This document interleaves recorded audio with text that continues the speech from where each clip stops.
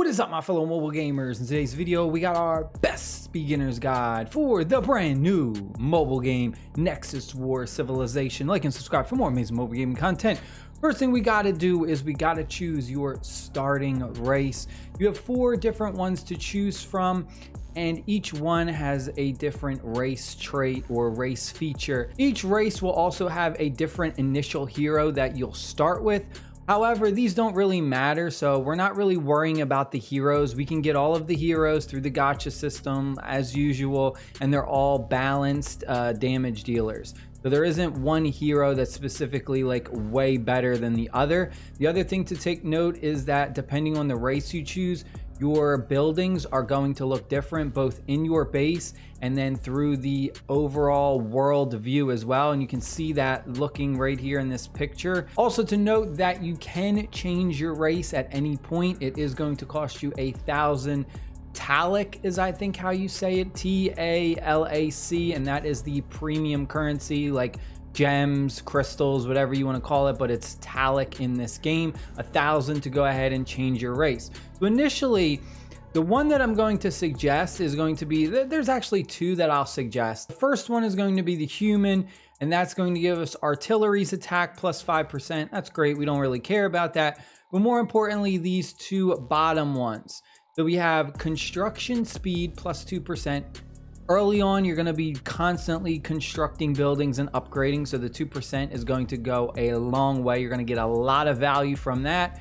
And then the other one we have is marching speed of gathering armies. You're going to be doing a ton of gathering early game.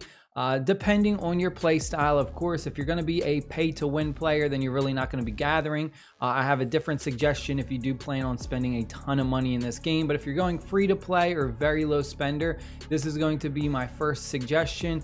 The other suggestion, if you don't want to go with the humans, is going to be the Izan, and this is kind of, again, this similar build, except we're getting tanks attack plus 5%, and instead of our construction speed, we're getting research speed plus 2%. So both of them, I mean, you're going to be doing tons of research, you're going to be doing tons of construction, so either way.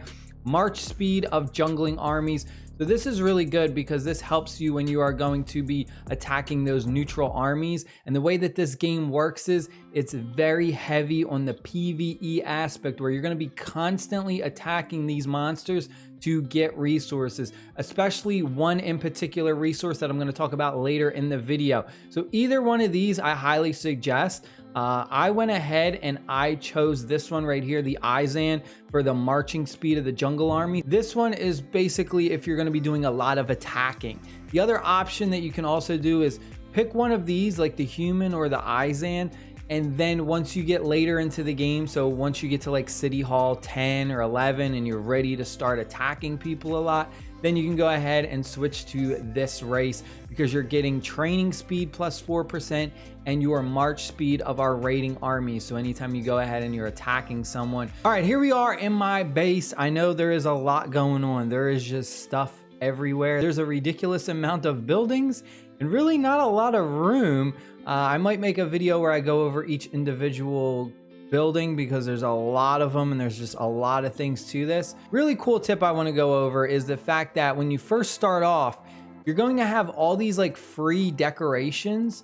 So these right here, all these little trees, you can actually sell the trees and get free resources. So everyone starts their base off with just free decorations. Click on it.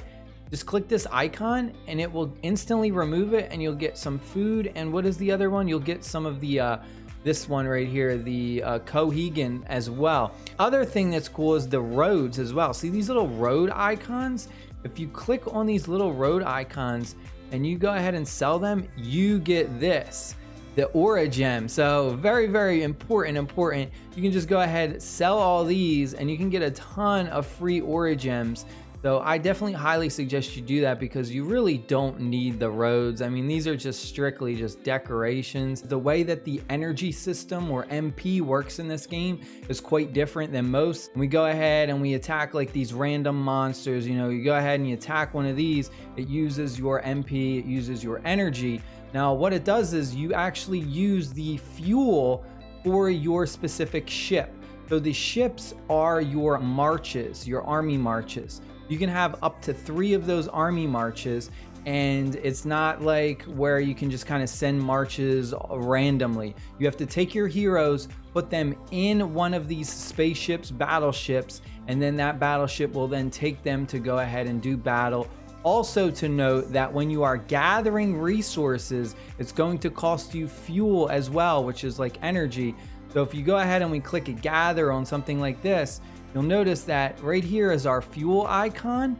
It's saying we have 557 fuel in this one, and it's going to actually take us 5 fuel. Now that's because I'm in a brand new server, so we're getting a reduction in our fuel cost. Once that buff goes away, it's going to cost a lot more. So at the bottom right here is where you can choose which battleships you want to send out.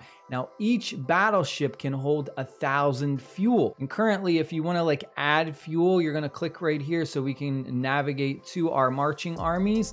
And then we would just click the plus icon next to the fuel gauge. And then if you had some like things, you could use those, but I haven't gotten any. I haven't discovered any. So the fuel, you got to be careful about how you use your fuel. Really cool trick to do with your spaceships is once one of them runs out of fuel from attacking those neutral monsters out there, just put your best army into that other spaceship that has the maximum amount of fuel, and then just do it that way. So that's a really cool trick to do. That's what I've been doing. Once one of these ships runs down to 0 fuel, I just take my jungle army, I put them in the other spaceship, pretty much just swap the armies, and then I can go ahead and continue to do attacking. The biggest resource bottleneck you're going to face is with this one right here, this origem. The origem is so hard to come by. This is like the spend money in this game kind of resource, where this is a resource that is so hard to come by, and it's not even the premium resource. Your premium resource is this one right here, the italic, and that's what you can go ahead and do, use to just use speed ups, buy resources, or VIP.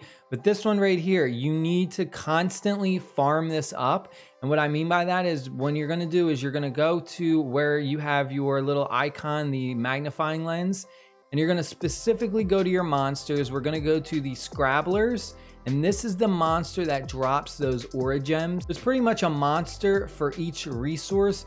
So like for this boom bug, if we click on the boom bug, when we go ahead and you destroy it, you're going to get this resource. And then if you go ahead and you attack this monster, this is the one that drops the food, and just attack the highest level you can. So I'm up to a level 9, so I'll just go search level 9. And then this is going to drop that origem, very, very rare materials. And you're just going to farm pretty much endlessly until you run out of fuel. That's pretty much the only way, the fastest way, the best way to get the origems. The other way, however, is though you are going to get to a point where you have this thing, and I'll do another video on it, and it will give you the opportunity to actually attack other live players and steal their origems. However, if you take the farmer's route, you will not be able to steal those origems from other live players. Again, I'll do a whole video on that. It's a specific building that you unlock once you get to around, I think, City Hall 8 or 9, where I am. So there's a lot to this game, a lot of things to talk about. The other thing is you can sometimes farm that material, but you need to specifically look for it. Right now, my team is building a whole bunch of flags, and we're trying to just capture territories and stuff. But you'll see right here, this is the origem vein. This is the one where you can go ahead and harvest this. However, we have to capture this specific area, and then once we do, all of these will go ahead and be unlocked, and then we can go ahead and start occupying these and farming these up. So it's going to be like a race, because this is the highest, most valuable resource in the game currently. That's pretty much it for right now. Definitely a lot more videos to come, a lot to cover in this game. If you have any additional questions, make sure you leave them down below in the comment section. I'll try and answer them. Stay happy, stay safe. I'll see you later. Peace.